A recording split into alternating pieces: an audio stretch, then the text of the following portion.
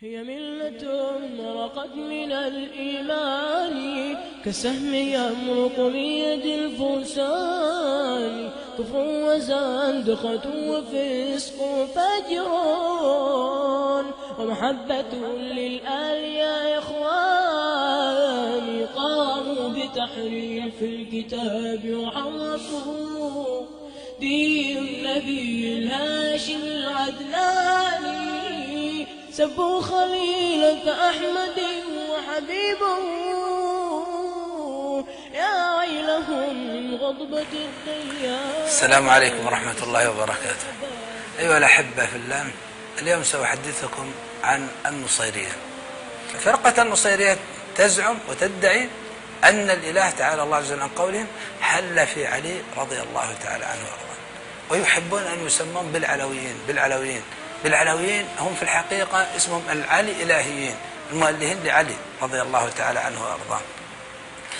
فرقة النصيرية لهم وجود اليوم في سوريا. فرقة النصيرية هذه فرقة عجيبة.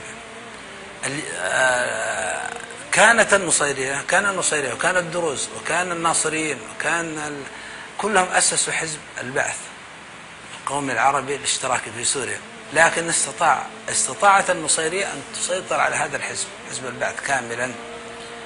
وبالتالي هذا يفسر لكم لماذا كان سوريا أيام الحرب بين العراق وإيران كانت سوريا مع إيران، لأن الحزب ليس هو حزب البعث بكافة أطيافه إنما بالنصيرية، فلذلك ولاؤه لإيران هذا معروف. النصيرية اليوم منقسم إلى قسمين: نصيرية ثبتوا على تلك العقائد الغالية في علي رضي الله عنه، ونصيرية لا يرفضون أن يسموا بهذا الاسم ويسمون أنفسهم بالعلويين. هؤلاء في الحقيقة اشتغلت عليهم إيران، اشتغل عليهم شيعة العراق، حتى استطاعوا أنهم يرون النصيرية كفار. دعوهم حتى أصبحوا شيعة 12 فإذا قالوا اليوم النصيري، سمعتم مثلا في الأخبار في أي مكان يقول نصيرية نحن نبرأ من هذه العقائد التي يقولها السنة عنا، نقول هؤلاء هم فرقة من النصيرية، فرقة معاصرة الآن من النصيرية، لكنها منقلبة إلى شيعة 12 وهم صادقون في ذلك، هم شيعة 12. ولكن النصيرية القدامى أيضا ما زال لهم وجود وما زالوا على نفس تلك العقائد الغالية في علي رضي الله عنه. محمد بن نصير هذا فيما بعد ادعى النبوة وادعى إباحة المحرمات، وله من الأشياء المضحكة الشيء العجيب في أمور الصلاة. النصيرية يقولون بأن الصلاة 5 صلوات صحيح، لكن إذا ذكرت هذه ال5 الأسماء أنت صليت ال5 الفروض. اسمعوا هذا الشيء المضحك. قال إذا قلت علي قالوا هذا 3 حروف مع تضعيف الياء صار 4 حروف. إذا قلت علي صليت الظهر، يا سلام. وإذا قلت حسين صليت العصر. وإذا قلت حسن صليت المغرب 3 حروف. وإذا قلت فاطم صليت العشاء.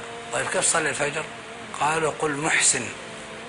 وقالوا محسن هذا كان في بطن أمه فاطمة كما يزعمون، وأن عمر رضي الله عنه ضرب على بطن فاطمة فسقط محسن فولد سقطا، قالوا فلذلك لو قلت محسن تحسب لك حرفين لأنه سقط فصليت الفجر.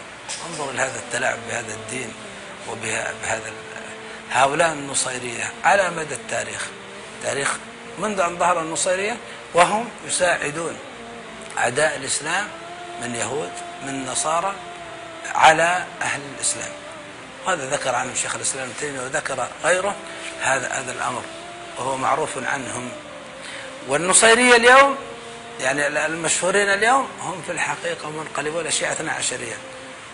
فالحزب الحاكم في سوريا الذي يحكم سوريا هم شيعة 12، وبعض منهم ما زالوا نصيرية على نفس العقائد الغالية التي ذكرنا طرفا منها. صلى الله وسلم وبارك على عبده ورسوله محمد.